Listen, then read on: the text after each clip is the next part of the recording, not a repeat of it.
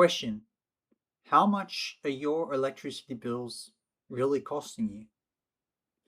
Now, you may say, oh, they're about 200 a month, or they're about 600 a quarter, or whatever the amount may be for you. And you may be correct in saying that, but have you worked out what the long term cost would really be? Let's work it out. So, to work out the long term costs, we need to know how much of electricity rates have increased. So, I asked Google, and it's said that over the last 20 years, they've increased by 100% to 200%. And over 10 years, it's been about a 9% increase. So, on average, that works about to 5 to 10% per year, which significantly outpaces the general costs of rate of inflation. Now, if we scroll down, I asked what 5 to 10%. That's quite a range. What's the median increase? So it said it'd be about 6.5% over a 10-year timeline. But then I said over 10 years though, and it said between 6.8 to 7.2% per year over a 10-year timeline. And that's because there's been closures of coal-fired power plants. It's and global energy crisis following the invasion of Ukraine, causing coal and gas prices to skyrocket, and gas sets a peak price in the Australian electricity market. And there's a loyalty tax penalty, so retailers penalize customer loyalty. Go figure. So they jack up the rates more for people that stay with the same company. So if you think you're better off staying with the company, you're wrong, essentially. All right, so yeah, and there was also COVID as well. So if we use that, plug that in, let's see here. So 20 400, 200, let's say 200 a month times 12, that's 2400. But I'm just simplifying things. So let's say they increased by, what did it say, 6.8 to 7.2. So let's say 7% a year. All right. For the power, and this is the sum of a geometric series formula, or the compound interest formula. So what we do is we take the month, the amount in the first year, so 200 per month times 12 times by, and then we do a bracket 1.07, which is 1 plus the annual interest rate, which is 7% per year. So 1 plus 0.07, 1 plus 7% is 1.07. And then we take the power, take the power of 10. So 10 years.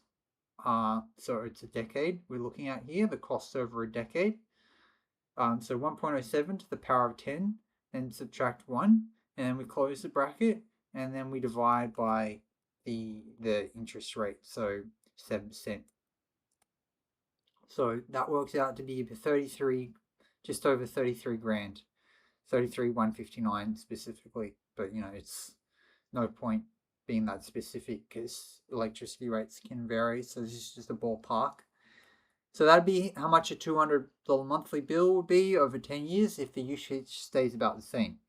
If it increases to, say, $300 with a month with an electric vehicle, or more air conditioning, or whatever, or more people in the home, more hot showers and that sort of thing, then it could also be like young girls growing up into teenage daughters with long hair, where they take longer showers combing their hair. I have long hair too, so I'm a culprit.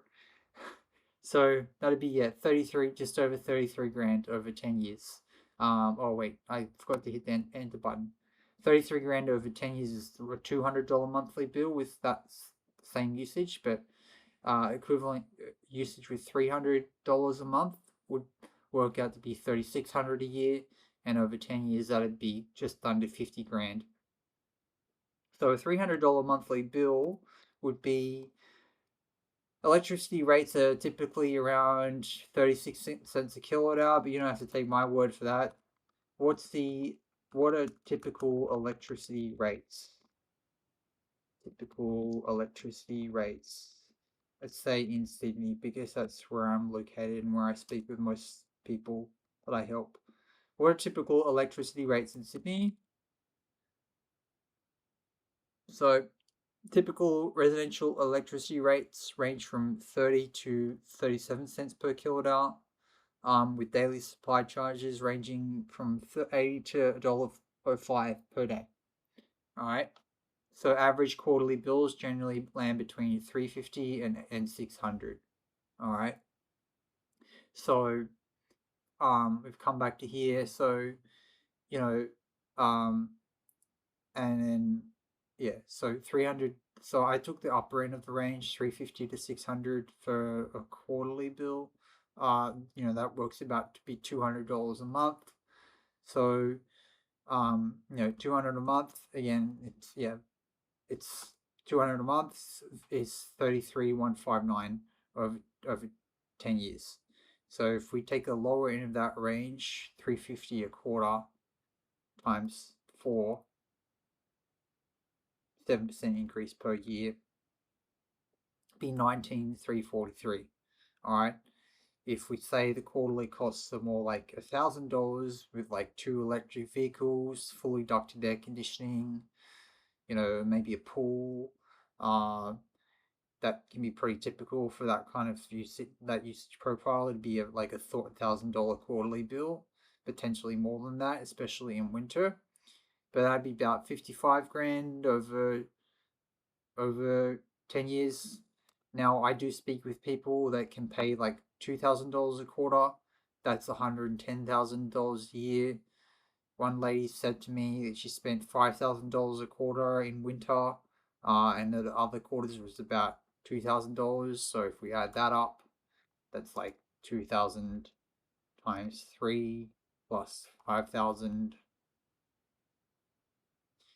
That would work out to be like $152,000 over 10 years. So you can see it's quite a wide range from, 350 a quarter, up to 150, $152, $152,000. So between 19, you could spend between $19 to $152,000 on electricity bills over the next 10 years, depending on how much electricity that you use and how big the home is, how much you run the air conditioning. Now, if we stretch it out to 20 years, let's say you stay in, it's like your forever home, you stay there in the home for that long. Over 20 years, your electricity bills could range between $57,000 up to, let's see, what did I work out before? So 5,000 plus 6, it's 11,000. 5,000 plus 2,000 times 3 is 11,000. It's 450. Wow. 451 grand that you'd spend on electricity bills over 20 years if you spend about $11,000 a year, which is on the very high end of what someone might spend. So anywhere between 19 to 450 grand you could spend on electricity bills, depending on your usage. So if you get a solar and battery system, you'd be able to slash that expenditure, and you don't have to pay upfront for it. There's a $15,000 zero interest loan from the New South Wales government, so you can take advantage of that. You could spend, allocate, get a solar and battery system. That a small one would start from around 15 grand or so. It could be a little bit larger than the smallest one. And then if you get a larger system, you could allocate over 15 grand. The funding required could be over 15 grand for a medium or a larger system.